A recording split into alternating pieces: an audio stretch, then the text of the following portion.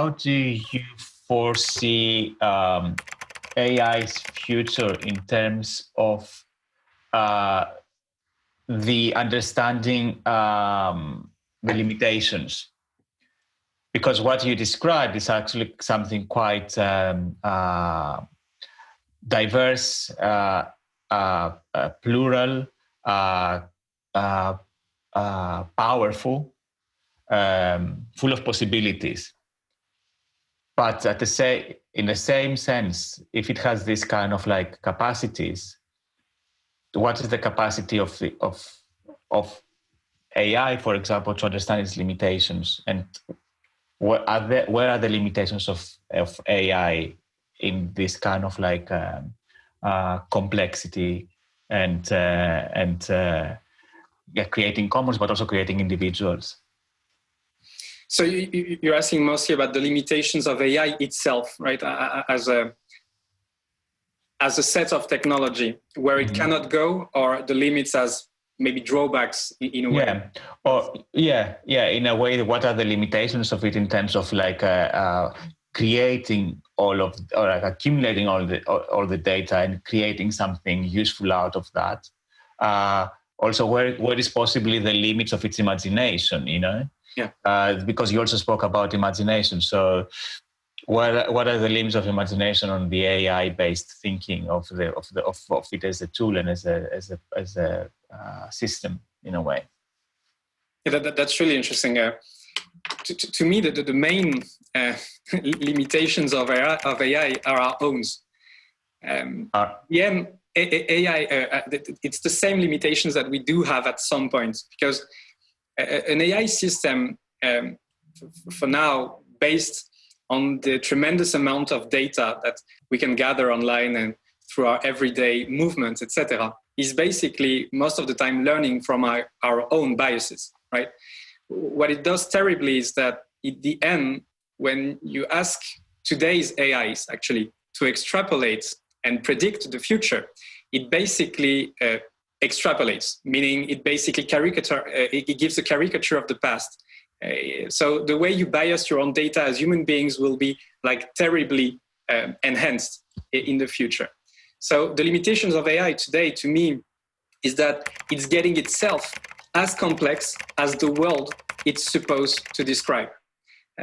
If we take the image of the hyper-object of Timothy Morton saying that we live in a world in which objects such as climate change are bigger than us in space and time, in some way we are building AI in the same way, the kind of black box that we are not really able to understand, talking about artificial neurons and especially in deep learning, trying to understand how an AI is actually taking a decision is one of the main issues today.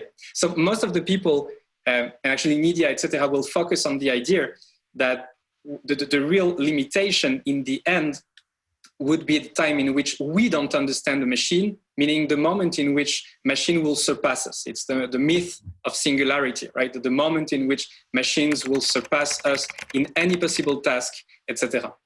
I think it's interesting. I don't really believe in this myth, because in the end, I think we are the one deciding it also, like the way we are designing it, etc.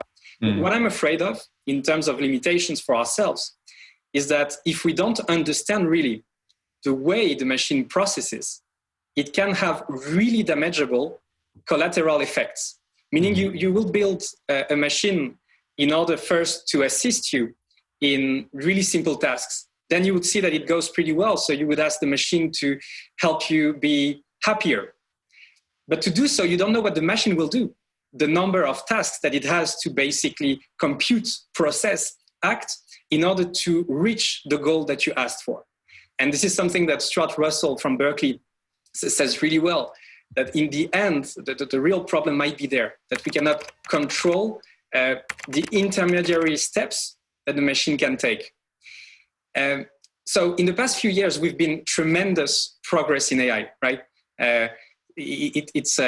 it's a science field since 70 years now, from Turing, etc. And the most famous case from the 20th century was actually at the very end with Kasparov being beaten by Deep Blue, right? But the truth is that this was just an expert system. Like, it was not really powerful in terms of intelligence because it had to compute a ton of information. It didn't really think it through. What happened in the past 10 years is that this obviously exploded. Like, when you were talking about the renaissance of artificial intelligence, it is true. Is that we come from a world in which machine had to be strong through brute force. And now it's really about trying for the machine not only to learn from our past experience, but also to build its own. And to build and learn about the rules that it can basically build. This is the example of, if not chess, the chess game of Kasparov, of the Go game, and StarCraft with DeepMind, the laboratory in London.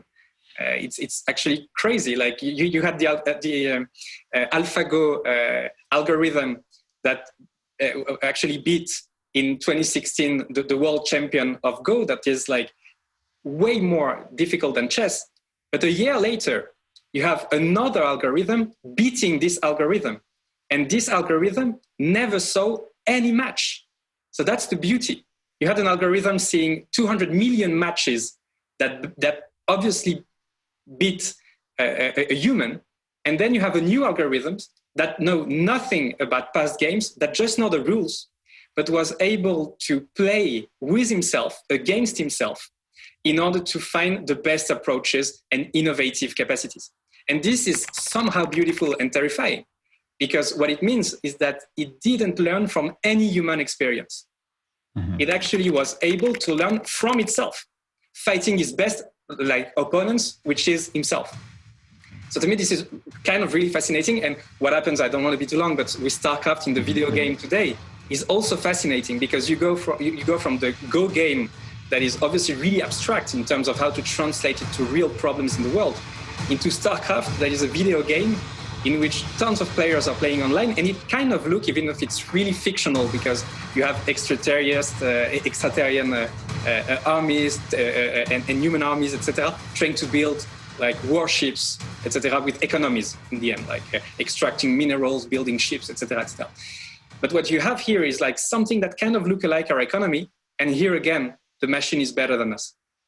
So that's asks definite question. And just to finish on this point with your last question on artificial imagination, we had a year at École Normale Supérieure with a research seminar that I initiated with Béatrice Joyeux-Prunel on artificial imagination. It was 2 years ago. We asked the questions, can machine really imagine? The goal here was trying to basically criticize the idea of the singularity, that at some point a machine would get conscious and be able to even create better than humans. Mm-hmm. Truth is that at the very end of the seminar, I was lost. I really believe that there was no such thing as artificial imagination, and we coined the term to make us laugh.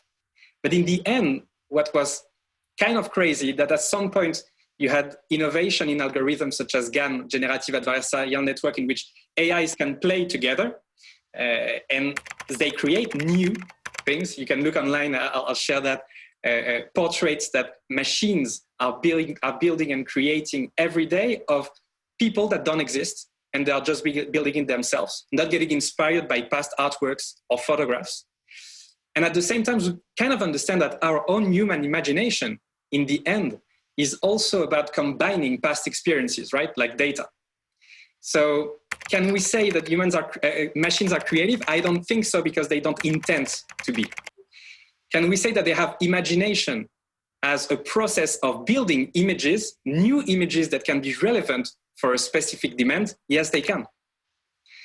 And to me, that's the beauty of the debates of today's understanding of what creativity is, mm-hmm. that you go back to the intent, to the wish. Mm-hmm. And in the end, the real creator is the man behind the algorithm.